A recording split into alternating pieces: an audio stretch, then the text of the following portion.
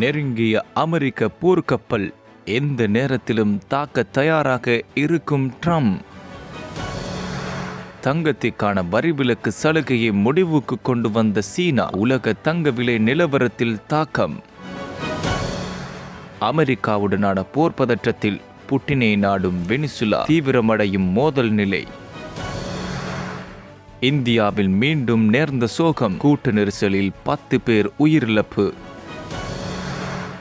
எந்த நேரத்திலும் ஜனாதிபதி ட்ரம்ப் உத்தரவிடலாம் என்ற தகவல் வெளியான சில மணி நேரங்களில் வெனிசுலாவை தாக்கும் தொலைவில் அமெரிக்க போர்க்கப்பல் ஒன்று நெருங்கியுள்ளது. சர்வதிகாரத்திற்கு எதிரான நடவடிக்கையாக ட்ரம்ப் பல வாரங்களாக கரீபியனில் அமெரிக்க போர்க்கப்பல்கள், போர் விமானங்கள் மற்றும் ஆயிரக்கணக்கான வீரர்களை களமிறக்கி வருகிறார். இந்த நிலையில் வெனிசுலாவிலிருந்து வரும் 124 மைல் தொலைவில் USS இவோஜிமா என்ற ஒரு பெரிய இராணுவ கப்பல் தற்போது ரோந்து பணியில் ஈடுபட்டு வருவதை புதிய செயற்கைக்கோள் படங்கள் காட்டுகின்றன.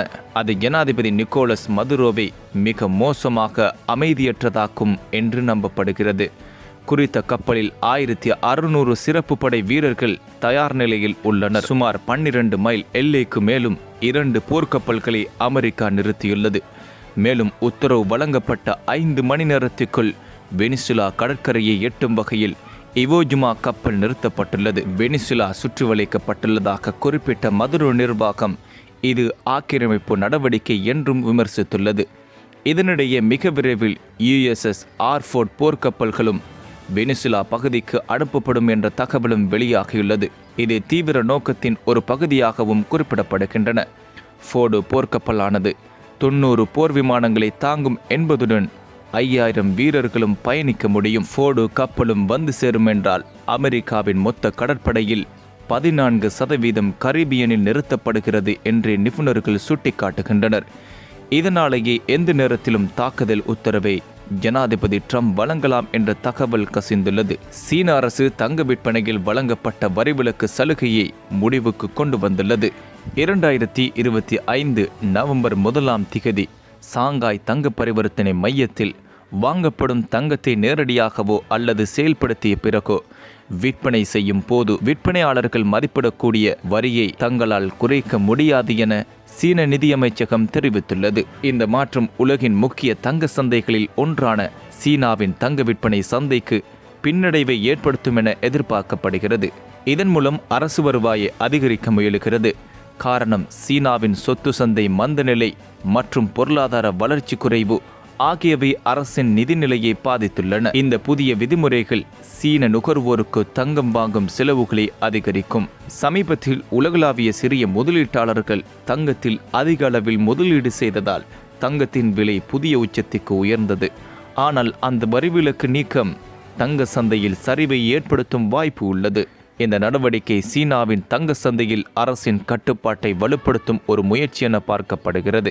அமெரிக்கா வெனிசுலா மீது அழுத்தத்தை அதிகரித்து வரும் நிலையில் வெனிசுலாவின் ஜனாதிபதி நிக்கோலஸ் மதுரோ ரஷ்ய ஜனாதிபதி விளாடிமிர் புட்டினிடம் இராணுவ உதவி கேட்டுள்ளதாக தெரிவிக்கப்படுகிறது. அமெரிக்க அரசாங்கத்தின் உள்ளாவணங்களை மேற்கோள் காட்டும் தகவலின்படி வெனிசுலாவின் பாதுகாப்பு ரேடார்களை நவீனமயமாக்குதல், இராணுவ உபகரணங்களை பழுது பார்ப்பதற்கும் உதவி கோரி நிக்கோலஸ் மதுரோ விளாடிமிர் புட்டினுக்கு ஒரு கடிதம் அனுப்பியுள்ளார். அந்த கடிதத்தில் ஏவுகணை விநியோகத்திற்கான கோரிக்கையும் முன்வைக்கப்பட்டுள்ள நிலையில் வெனிசுலா சீனா மற்றும் ஈரானிடமிருந்து இராணுவ ஆதரவையும் நாடியுள்ளதாக குறித்த தகவல்கள் தெரிவிக்கின்றன. அமெரிக்காவுக்கும் வெனிசுலாவுக்கும் இடையிலான மோதலை எதிர்கொள்ள விரிவாக்கப்பட்ட இராணுவ ஒத்துழைப்பை கேட்டு சீன ஜனாதிபதி ஜி ஜின்பிங்குக்கு மதுரோ ஒரு கடிதம் அனுப்பியதாக கூறப்படுகிறது. கரீபியன் மற்றும் கிழக்கு பசிபிக் பெருங்கடல்களில் அமெரிக்க படைகள் நடத்திய தொடர் தாக்குதல்களில் 62க்கும் மேற்பட்டோர் கொல்லப்பட்டுள்ளனர். இந்த நடவடிக்கைகள் வெனிசுலாவிலிருந்து போதைப் பொருள் கொண்டு சென்றதாக சந்தேகிக்கப்படும்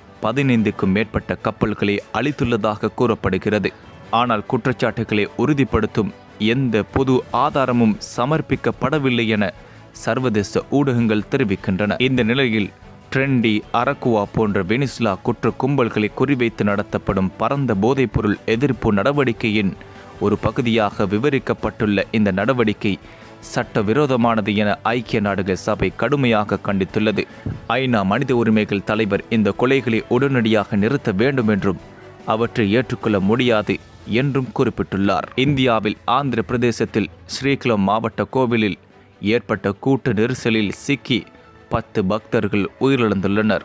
இன்று ஏகாதசி சிறப்பு நாளை முன்னிட்டு வெங்கடேஸ்வரா சுவாமியை தரிசனம் செய்ய ஆயிரக்கணக்கிலான பக்தர்கள் ஒரே நேரத்தில் குவிந்த நிலையில் திடீரென கூட்ட நெரிசல் ஏற்பட்டுள்ளது. இதன்போது நெரிசலில் சிக்கி பெண்கள், குழந்தைகள் உட்பட 10 பேர் உயிரிழந்துள்ளதாக ஆந்திர மாநில சுகாதாரத்துறை தெரிவித்துள்ளது. மேலும் கூட்ட நெரிசலில் பலர் காயமடைந்துள்ளதுடன் அவர்கள் மீட்கப்பட்டு சிகிச்சைக்காக வைத்தியசாலையில் அனுமதிக்கப்பட்டுள்ளனர்.